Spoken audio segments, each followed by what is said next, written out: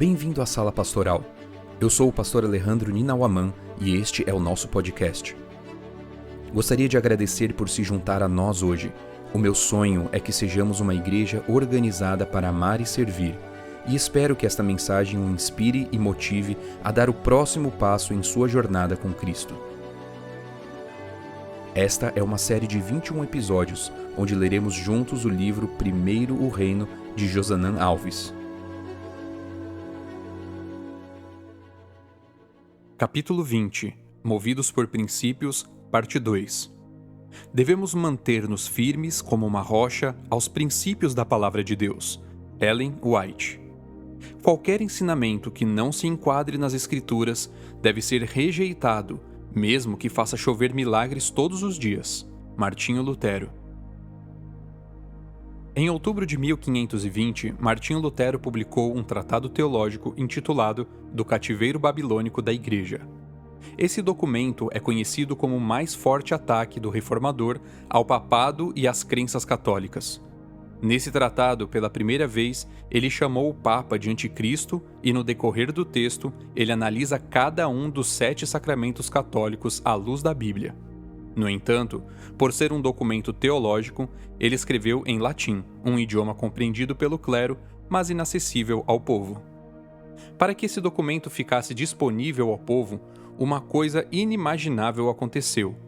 Um de seus maiores adversários, o teólogo franciscano Thomas Murner, decidiu traduzir o tratado na íntegra para o alemão e assim deixar que todo o povo tivesse contato com essa produção de Lutero.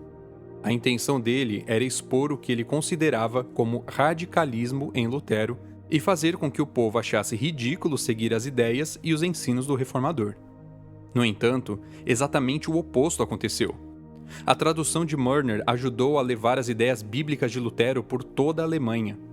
No ano seguinte, em abril de 1521, Lutero foi levado à cidade de Worms para ser interrogado e levado a abandonar suas convicções nos princípios bíblicos.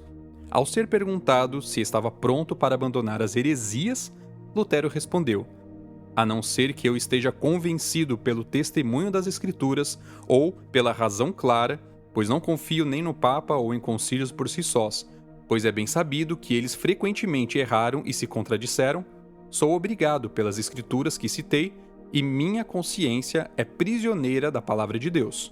Não posso e não irei renegar nada, pois não é nem seguro nem correto agir contra a consciência." Esse é um excelente exemplo da importância dos princípios bíblicos e da grandiosidade de alguém que decidiu guiar sua vida de acordo com os princípios da Palavra de Deus. Assim, devemos ser em todos os aspectos de nossa vida. Um dos princípios mais importantes é o recolhimento dos recursos de dízimos e ofertas em um único lugar para, em seguida, serem redistribuídos e atenderem ao povo de Deus como um todo. A questão a ser respondida é: o povo de Deus sempre reuniu os recursos em um único lugar para depois pagar os levitas de maneira igualitária? A resposta é dupla: sim, quando o povo andava nos caminhos do Senhor, e não quando se afastava dele. Vejamos alguns exemplos. No tempo do rei Joás, para onde o povo levava os dízimos e as ofertas? O rei deu ordem e fizeram um cofre e o puseram no lado de fora, junto ao portão da casa do Senhor, segundo Crônicas 24, verso 8. Nesse tempo, o povo de Deus estava espalhado pelas tribos do sul. Era um território grande, mas eles levavam os dízimos para uma espécie de cofre que o rei Joás havia construído. No tempo do rei Ezequias, o mesmo princípio foi seguido, segundo Crônicas 31, versos 11 e 12. O mesmo se repetiu na reforma dirigida por Neemias, Neemias 13, verso 12. No tempo do profeta Malaquias, mais uma vez esse princípio era seguido pelo povo de Deus. Tragam todos os dízimos à casa do tesouro, Malaquias 3, verso 10. A casa do tesouro mencionada pelo profeta é uma clara referência à tesouraria centralizada no templo. Em todos esses períodos, os dízimos e as ofertas eram levados para um único lugar e dali eram redistribuídos para o pagamento de todos os levitas nas diversas cidades de Israel. Por isso é tão perigoso quando alguém diz: "Eu vou devolver o dízimo, mas só se ele ficar na igreja local." Como adventistas do sétimo dia, não somos uma igreja local, mas uma família espalhada por toda a terra e que tem uma missão mundial. Deus planejou assim para que os dízimos e as ofertas pudessem ser usados para atender todo o povo de Deus ao redor do mundo. Entretanto, houve um tempo em que esse sistema de Deus foi quebrado. Foi no tempo do reinado de Jeroboão. A história está registrada em 1 Reis 12, versos 26 a 28. Você se recorda de que o rei Roboão e o rei Jeroboão dividiram o reino de Israel? Roboão era neto de Davi, mas se desentendeu com algumas tribos do norte que decidiram que a família de Davi não deveria mais governá-las. O novo rei ficou apenas com as tribos de Judá e Benjamim ao sul. As 10 tribos do norte escolheram Jeroboão como rei. No entanto, Jerusalém, onde todo o povo de Deus deveria levar os dízimos, estava na região do Reino do Sul. O povo do norte deveria atravessar a fronteira e devolver os dízimos e as ofertas na casa do tesouro em Jerusalém, como havia feito até aquele momento. O rei Jeroboão instituiu então seu primeiro decreto real, que está escrito em 1 Reis 12, versos 26 a 29. Então ele pensou: agora o reino voltará para a casa de Davi, se este povo subir para fazer sacrifícios na casa do Senhor em Jerusalém. O coração deles se voltará para o Senhor deles, para Roboão, rei de Judá. Eles me matarão e voltarão para ele, para o rei de Judá. Por isso, depois de se aconselhar, o rei fez 2 bezerros de ouro e disse ao povo: basta de subir a Jerusalém. Eis aqui os seus deuses, ó Israel, que tiraram vocês da terra do Egito. Pôs um em Betel e o outro em Dan. O rei Jeroboão pensou assim: se o povo continuar indo para Jerusalém devolver o dízimo e as ofertas, o povo vai voltar a ser um. Por isso, ele fez um altar em uma cidade chamada Dan e outro em Betel, onde o povo seria instruído a descentralizar os recursos da causa de Deus. O primeiro decreto do rei não foi para que o povo parasse de guardar o sábado, nem para que adorassem outros deuses. O primeiro decreto foi para que o povo parasse de levar os dízimos para Jerusalém, porque ele sabia que se o povo direcionasse suas finanças em um lugar só, as tribos teriam a chance de voltar a se unir. A verdade é que quando Satanás quer separar o povo de Deus, a primeira coisa que ele faz é descentralizar suas finanças. Quando as finanças são descentralizadas e cada um lida com os recursos de Deus como quer, a unidade do povo de Deus é ameaçada. Nunca mais o povo de Israel foi um, pois nunca mais voltaram a devolver os dízimos e as ofertas em um único lugar. Você entende agora o perigo de alguém dizer que vai devolver o dízimo, mas só se ele permanecer na igreja local?